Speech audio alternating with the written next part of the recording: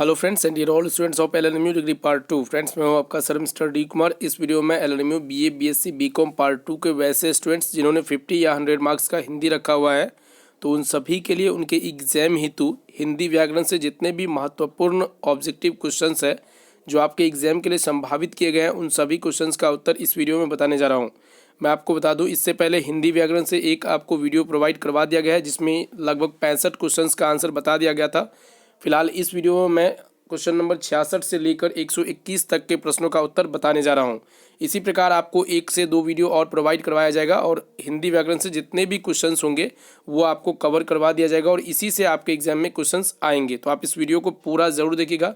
साथ में आगे आने वाली वीडियो की जानकारी अप टू डेट प्राप्त करने के लिए चैनल को सब्सक्राइब कर लीजिए और उसके बाद जो नोटिफिकेशन बिल दिखेगी उसे दबाकर ऑल नोटिफिकेशन ऑन कर लीजिए। तो चलिए बिना समय वेस्ट के क्वेश्चन की ओर बढ़ते हैं। यहाँ पे 66 नंबर आप प्रश्न देख रहे हैं कि सौ, देखिए आपको सौ पता होगा, ये दंत सौ है, दंत सौ, तालव्य सौ, मूर्धन्य सौ, दंत सौ, अर्थात नाम से ही स्पष्ट है कि इसका जो उच्चारण होगा वो दांत से होगा। तो दंत सौ है तो दांत से होगा। यहाँ पे गौ इसका ऑप्शन देख रहे हैं तो इसका आंसर जो है ऑप्शन नंबर गौ हो जाएगा। तो इसका पूछा जा रहा है उच्चारण स्थान क्या होगा, मतलब जब आप इसे उच्चारण करेंगे बोलेंगे तो कहाँ से इसकी आवाज़ आएगी। फिर यहाँ पे देखिए 67 नंबर क्वेश्चन है, प वर्ण का उच्चारण स्थान कौन सा है। तो देखिए आप प बोल के देखिए 2-4 बार, आपको पता चलेगा ओष्ठ जो है आपका लिप्स जो है वो ऊपर नीचे होता है। तो इसका मतलब इसका जो हो जाएगा घ हो जाएगा कि प वर्ण का उच्चारण स्थान घ है, ये ऑप्शन नंबर घ अर्थात ओष्ठ है। फिर यहाँ पे देखिए नाम से ये स्पष्ट है, तालव्य स अर्थात तालू से ये बोला जाएगा, श श। तो देखिए तालू से ऑप्शन नंबर ख इसका करेक्ट आंसर हो जाएगा। उसके बाद 69 नंबर क्वेश्चन है, कंठ से उच्चारित होने वाले वर्ण कौन से है। तो देखिए कंठ से आपको पता होगा, आप क ख ग घ, आप क ख का क वर्ग का जितना भी अक्षर है सब आप बोल के देखिए, उसमें देखिए आपके कंठ से आवाज़ आती हुई प्रतीत होगी। तो इसका ऑप्शन नंबर जो है क हो जाएगा कि क वर्ग जो है कंठ से उच्चारित होने वाली वर्ण है। उसके बाद 70 नंबर क्वेश्चन है, वस्तुओं के नाम बताने वाले शब्द को क्या कहा जाता है। तो वस्तुओं के नाम बताने वाले शब्द को संज्ञा कहा जाता है। किसी भी व्यक्ति वस्तु स्थान आदि के नाम को संज्ञा कहते हैं। तो क इसका आंसर हो जाएगा। 71 नंबर प्रश्न है, जिन संज्ञा शब्दों के पदार्थों के नाप तौल का बोध होता है, मतलब जिन संज्ञा शब्दों से पदार्थों के नाप तौल का, तो आपको पता होगा नाप तौल द्रव्यवाचक संज्ञा में होता है। तो 71 का आंसर जो हो जाएगा वो क ही हो जाएगा। उसके बाद आगे देख सकते हैं 72 नंबर क्वेश्चन, व्यक्ति स्थान या वस्तु विशेष का बोध कराने वाले शब्द क्या कहलाता है। मतलब व्यक्ति स्थान या वस्तु आदि का बोध कराने वाला जो है वो आपका संज्ञा कहलाता है। तो ऑप्शन नंबर ग इसका करेक्ट आंसर हो जाएगा। उसके बाद 73 नंबर प्रश्न है, एक ही प्रकार की वस्तुओं का बोध कराने वाले शब्द को कहा जाता है। मतलब एक ही प्रकार की वस्तु का जो बोध कराता है ना उसको जातिवाचक संज्ञा कहा जाता है। क्योंकि जैसे गाय बोलते हैं तो पूरे गाय जाति का बोध होता है, कुत्ता बोलते हैं पूरे कुत्ता जाति का बोध होता है, मानव बोलते हैं तो पूरे मनुष्य जाति के का बोध होता है। तो जातिवाचक संज्ञा में जो है एक ही प्रकार की वस्तुओं का बोध जो है हर एक प्रकार के, यहाँ पे है एक ही प्रकार की वस्तुओं का बोध जो है कराने वाले शब्द जो होते हैं वो जातिवाचक संज्ञा होते हैं। ख इसका आंसर होगा। 74 नंबर क्वेश्चन देख सकते हैं, एक शब्द जब समूह का बोध कराए तो उसे कहते हैं। तो देखिए समूह का अगर बोध कराता है तो उसे समूहवाचक संज्ञा कहते हैं। जैसे भीड़ हो गया, मेला हो गया, तो ये सभी जो है समूह का बोध कराता है तो समूहवाचक संज्ञा। ऑप्शन नंबर घ इसका करेक्ट आंसर हो जाएगा। 75 नंबर क्वेश्चन है, संज्ञा का वाक्य के अन्य शब्दों के साथ संबंध प्रकट करने वाले शब्दों को क्या कहते हैं। देखिए संज्ञा का जो वाक्य के अन्य शब्दों के साथ संबंध जो प्रकट होता है उसे कारक विभक्ति चिन्ह कहते हैं। तो कारक जैसे कर्ता ने कर्म को करण से, तो इस प्रकार से होता है। तो कारक के 8 प्रकार होते हैं, तो ये सभी पता होगा। तो संज्ञा का वाक्य के अन्य शब्दों के साथ जो संबंध जोड़ता है वो कारक जोड़ता है। फिर 76 नंबर क्वेश्चन है, शब्द के जिस रूप से एक या अनेक का बोध होता है उसे कहते हैं। देखिए शब्द के जिस रूप से एक या अनेक का बोध होता है उसे जो कहते हैं उसे वचन कहते हैं। वचन जैसे एक वचन, द्विवचन, बहुवचन, तो इस तरह से होता है। फिर यहाँ पे 77 नंबर क्वेश्चन है, हिंदी भाषा में कितने कारक होते हैं। तो 8 होते हैं, मैंने आपको अभी जिक्र किया था। हिंदी भाषा में 8 कारक होते हैं। कर्ता, कर्म, करण, संप्रदान, आपादान, ये सभी आपको पता होगा। 78 नंबर क्वेश्चन है, संज्ञा के स्थान पर प्रयुक्त होने वाले शब्द क्या कहलाता है। देखिए संज्ञा के बदले जिस शब्द का प्रयोग किया जाता है वो सर्वनाम होता है। तो ऑप्शन नंबर क इसका करेक्ट आंसर हो जाएगा, सर्वनाम। उसके बाद देखिए निश्चयवाचक सर्वनाम कौन से होते हैं। तो निश्चयवाचक सर्वनाम जो होते हैं वो आपका किसी निश्चित वस्तु, व्यक्ति या स्थान के लिए प्रयुक्त होने वाला जो है वो सर्वनाम होता है। निश्चयवाचक का मतलब ये जो निश्चित हो, तो किसी निश्चित वस्तु, व्यक्ति और स्थान के लिए जो प्रयुक्त होता है वही निश्चयवाचक सर्वनाम कहलाता है। 80 नंबर क्वेश्चन है, बोलने वाले के लिए जिन सर्वनाम का प्रयोग होता है उसे कहते हैं। तो देखिए बोलने वाले के लिए जिन सर्वनाम का प्रयोग होता है ना उसको कहते हैं उत्तम पुरुष, उत्तम पुरुष, जैसे प्रथम पुरुष होता है, मध्यम पुरुष होता है और उत्तम पुरुष होता है, तो उत्तम पुरुष हो जाएगा। बोलने वाले के लिए जिन सर्वनाम का प्रयोग होता है उसे उत्तम पुरुष कहते हैं। 81 नंबर क्वेश्चन है, सार्वनामिक विशेषण किसे कहते हैं? तो सार्वनामिक विशेषण आप सभी को पता होगा। सार्वनामिक विशेषण जो कहते हैं, यहाँ पे देख सकते हैं, जिन सर्वनाम शब्दों का प्रयोग संज्ञा की विशेषता बताने के लिए किया जाता है तो उसे सार्वनामिक विशेषण कहते हैं। तो ऑप्शन नंबर ख हो जाएगा करेक्ट आंसर। जिन सर्वनाम शब्दों का प्रयोग संज्ञा की विशेषता बताने के लिए किया जाता है। फिर यहाँ पे देख सकते हैं, यहाँ पे 82 नंबर क्वेश्चन है, क्रमवाचक विशेषण शब्द कौन से है? तो क्रमवाचक विशेषण शब्द जो है वो जिनसे वस्तु के क्रम का बोध हो। नाम से यह स्पष्ट है, क्रम का बोध होगा तो क्रमवाचक अगर विशेषता बताएगा तो सार्वनामिक विशेषण, और संज्ञा के बदले जिसका प्रयोग होगा वो ये सर्वनाम कहलाएगा। जो शब्द मूल रूप से विशेषण होते हैं उन्हें क्या कहा जाता है? देखिए, जो शब्द मूल रूप से विशेषण होते हैं उसे जो कहा जाता है वो व्युत्पन्न विशेषण कहा जाता है, व्युत्पन्न विशेषण। उसके बाद आगे फिर देख सकते हैं 84 नंबर क्वेश्चन, विशेषण की विशेषता बताने वाले शब्दों को प्रविशेषण कहते हैं। ऑप्शन नंबर ग यहाँ पे देख रहे हैं, करेक्ट आंसर हो जाएगा प्रविशेषण। जो विशेषण की भी विशेषता बताती है उसे प्रविशेषण कहते हैं, और संज्ञा या सर्वनाम की विशेषता बताने वाले को विशेषण कहते हैं। 85 नंबर क्वेश्चन है, निम्न में से कौन से अपूर्णांक बोधक संख्यावाचक विशेषण का उदाहरण है? तो देखिए, अपूर्णांक बोधक मतलब पूर्णांक में नहीं हो, 1 2 3 4 में नहीं होना चाहिए। तो देखिए, जैसे आधा, पाव, तिहाई, डेढ़, पौना, तो ये सभी जो है अपूर्णांक बोधक संख्यावाचक विशेषण है। तो इस तरह से इसका आंसर ख हो जाएगा। 86 नंबर क्वेश्चन देख सकते हैं, रचना की दृष्टि से क्रिया के कौन से भेद हैं? तो रचना की दृष्टि से क्रिया के जो भेद हैं वो संयुक्त, प्रेरणार्थक, नाम धातु, पूर्वकालिक, ये जो है ऑप्शन नंबर ग इसका करेक्ट आंसर हो जाएगा। उसके बाद आगे आप देख रहे हैं 87 नंबर प्रश्न जो है, क्रिया के जिस रूप से यह आभास होता है कि भूतकाल में होने वाली क्रिया का होना किसी अन्य क्रिया के होने पर निर्भर होता है, उसे क्या कहते हैं? तो उसे जो कहते हैं हेतु मदभूत, हेतु मदभूत, ऑप्शन नंबर ख इसका करेक्ट आंसर हो जाएगा।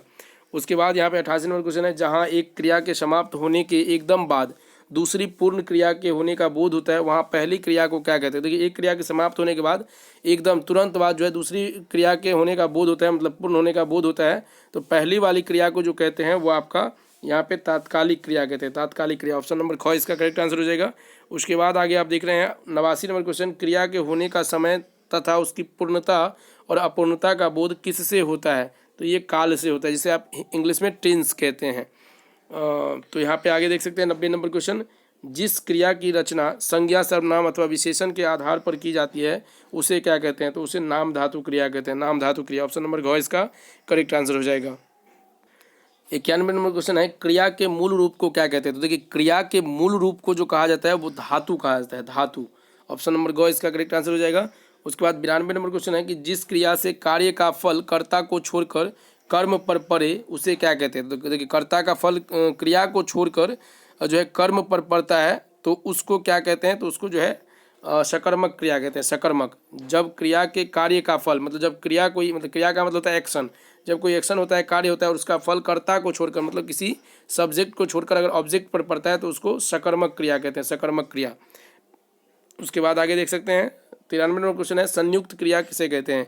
तो संयुक्त क्रिया जो कहते हैं जब 2 या 2 से अधिक क्रियाएं मिलकर किसी पूर्ण क्रिया को करती है, मतलब किसी पूर्ण क्रिया का बोध कराती है, तो उसे जो है ये संयुक्त क्रिया कहते हैं। तो ऑप्शन नंबर क इसका करेक्ट आंसर हो जाएगा। यहाँ पे आगे 94 नंबर क्वेश्चन है, संज्ञा और सर्वनाम कैसे शब्द हैं? तो संज्ञा और सर्वनाम जो है ये विकारी शब्द है, आपको पता होगा विकारी और विकारी 2 प्रकार के होते हैं शब्द के भेद। तो संज्ञा, सर्वनाम, विशेषण और क्रिया ये विकारी में आते हैं। उसके बाद क्रिया, विशेषण, संबंध बोधक, विस्मयादि बोधक और समुच्चय बोधक, तो ये सभी अविकारी में आते हैं। तो 4 विकारी और 4 अविकारी, तो यहाँ संज्ञा सर्वनाम है ये विकारी में आते हैं। ऑप्शन नंबर ग इसका करेक्ट आंसर हो जाएगा। 95 नंबर क्वेश्चन है, निम्न में से विकारी शब्द कौन से हैं? तो देखिए, संज्ञा, सर्वनाम, विशेषण, क्रिया। अब ये मैंने आपको जिक्र किया, संज्ञा, सर्वनाम और विशेषण क्रिया जो है ये विकारी में आते हैं, और इसके अलावा जो 4 और बच जाते हैं जो भाषा के अंग होते हैं वो अविकारी में आते हैं।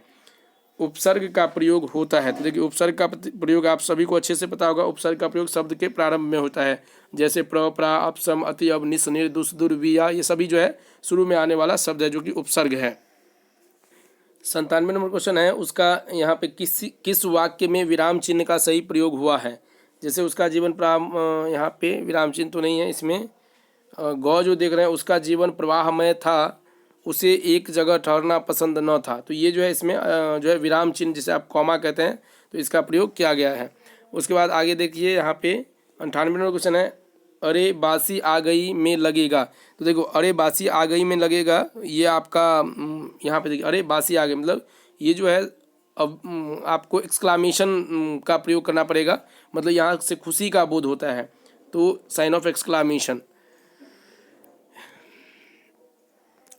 क्योंकि ये जो है विस्मयादिबोधक शब्द वाक्य है तो इसमें साइन ऑफ एक्सक्लामेशन ही लगेगा, जो कि इस प्रकार का होता है। उसके बाद देखिए संक्षेपीकरण का अर्थ क्या होता है। देखिए संक्षेपीकरण का अर्थ होता है संक्षेपण, मतलब किसी भी चीज़, देखिए नहीं संक्षेपीकरण यहाँ पूछा गया तो संक्षेपीकरण का जो अर्थ होना चाहिए वो आपका सार लेखन, सार लेखन, ऑप्शन नंबर ख इसका करेक्ट आंसर होना चाहिए।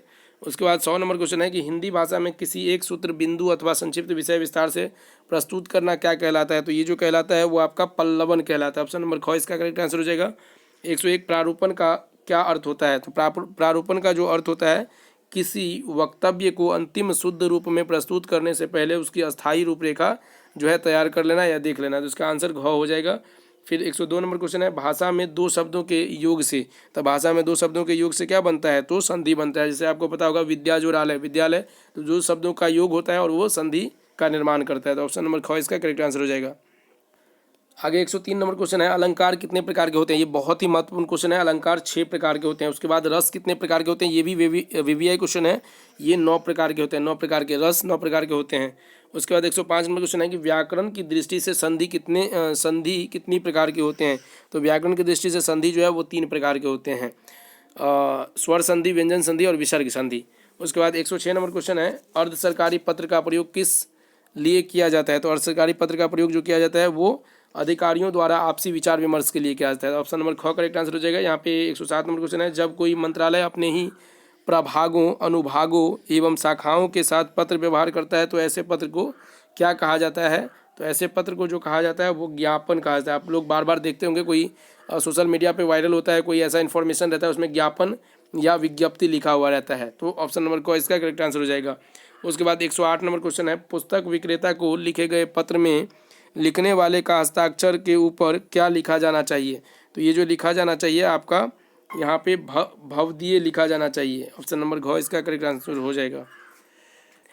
109 नंबर क्वेश्चन है अपने से छोटे भाई को पत्र लिखते समय निम्नांकित में से किस का संबोधन जो है प्रयोग करना चाहिए। तो इसमें प्रिय का संबोधन होना चाहिए। यहाँ पे दिया भी गया है कि अपने से छोटे भाई को पत्र लिखते समय निम्नांकित में से किस का संबोधन का प्रयोग करना चाहिए, तो प्रिय। फिर यहाँ पे गुप्त सूचना देने के लिए किस पत्र का प्रयोग होता है। तो गुप्त सूचना देने के लिए जो पत्र का प्रयोग होता है वो होता है यहाँ पे संकल्प, तुरंत पत्र, बचत पत्र, तो इनमें से कोई नहीं होगा, ऑप्शन नंबर घ इसका करेक्ट आंसर हो जाएगा। 111 है जब कोई पत्र प्रेषक को लौटाया जाए अथवा दूसरे मंत्रालय भेजा जाए ताकि उसका निपटान हो सके तो उसे कहते हैं। तो उसे जो कहते हैं वो आपका पृष्ठांकन कहते हैं, पृष्ठांकन, ऑप्शन नंबर ग इसका करेक्ट आंसर हो जाएगा। 112 नंबर क्वेश्चन है राजपत्रित अधिकारियों की छुट्टी, पदोन्नति, त्यागपत्र, अधिक अधिकारों का सौंपना, नियमों एवं आदेशों की घोषणा जनसाधारण के समक्ष किस माध्यम से की जाती है। तो ये अधिसूचना के माध्यम से की जाती है, अधिसूचना जारी करके, जिसे आप नोटिफिकेशन कहते हैं। उसके बाद 113 नंबर क्वेश्चन यहाँ पे देख सकते हैं जब किसी पत्र को उसके मूल रूप में आगे किसी अधिकारी को भेजता है तो कैसे भेजेंगे। तो उसे जो भेजेंगे प्रतिवेदन के साथ, प्रतिवेदन के साथ। उसके बाद 114 नंबर क्वेश्चन है जो पत्र एक मंत्रालय अनेक मंत्रालयों तथा राज्य सरकारों तक भेजता है उसे क्या कहते हैं। तो उसे जो है परिपत्र कहते हैं, ऑप्शन नंबर ख इसका करेक्ट आंसर हो जाएगा। 115 नंबर क्वेश्चन है वह पत्र जिसके द्वारा याद दिलाया जाता है कि अमुक पत्र की प्रतीक्षा है, अमुक पत्र के उत्तर की प्रतीक्षा है, तो क्या कहलाता है। तो ये जो कहलाता है आपका अनुस्मारक कहलाता है, अनुस्मारक, ऑप्शन नंबर ग इसका करेक्ट आंसर हो जाएगा। इसके बाद आप देख सकते हैं मित्र को लिखे जाने वाले पत्र की भाषा कैसी होनी चाहिए। तो भाषा जो होनी चाहिए वो आपका साधारण बोलचाल की भाषा होनी चाहिए। मित्र को जब आप पत्र लिखते हैं तो उसकी भाषा साधारण बोलचाल की भाषा होनी चाहिए। संक्षेपण में उद्धृत अंश को लिखा जाता है। तो संक्षेपण में उद्धृत अंश को जो लिखा जाता है वो आपका संक्षिप्त करके लिखा जाता है। संक्षेपण में जो उद्धृत अंश होता है उसको संक्षिप्त करके मतलब छोटा करके लिखा जाता है, बहुत कम शब्दों में। प्रारूपण का अर्थ क्या होता है। तो प्रारूपण का अर्थ आप लोगों को बता दिए थे, कार्यालयी प्रारूप होता है, कार्यालयी प्रारूप। उसके बाद हिंदी दिवस कब मनाया जाता है। तो हिंदी दिवस बहुत ही महत्वपूर्ण क्वेश्चन है, आप लोग याद रखेंगे 14 सितंबर को हिंदी दिवस मनाया जाता है। उसी प्रकार देखिए शिक्षक दिवस आपको पता होगा 5 सितंबर को, 5 सितंबर, ऑप्शन नंबर ग करेक्ट आंसर हो जाएगा। और जो लास्ट क्वेश्चन है इस वीडियो का 14 सितंबर का महत्व किस दिवस के रूप में होता है। तो देखिए ये इसका आंसर मैंने आप लोगों को पहले भी बता दिया है, आप लोग कमेंट करके बताइए कि इसका करेक्ट आंसर क्या होगा। आपके पास ऑप्शन है 14 सितंबर जो है 14 सितंबर का दिन वो यहाँ पे योग दिवस के रूप में, हिंदी दिवस के रूप में, शिक्षक दिवस के रूप में और बाल दिवस के रूप में। तो ये आप लोग जो है कमेंट करके ज़रूर बताइएगा, क्योंकि मैंने आपको इसके बारे में अभी जस्ट जानकारी दे दिया है। तो आप लोग गौर करिए और उसके बाद इसका आंसर बताइए, और वीडियो अच्छी लगी हो तो वीडियो को लाइक कीजिए। बाकी नए आने वाले वीडियो की जानकारी अप टू डेट प्राप्त करने के लिए चैनल को सब्सक्राइब करके जरूर रखिए और नोटिफिकेशन बिल को ऑन करके रखिएगा। मिलते हैं नए वीडियो में नए क्वेश्चंस के आंसर के साथ, तब तक के लिए अलविदा। जय हिंद, जय Bharat. Thank you so much.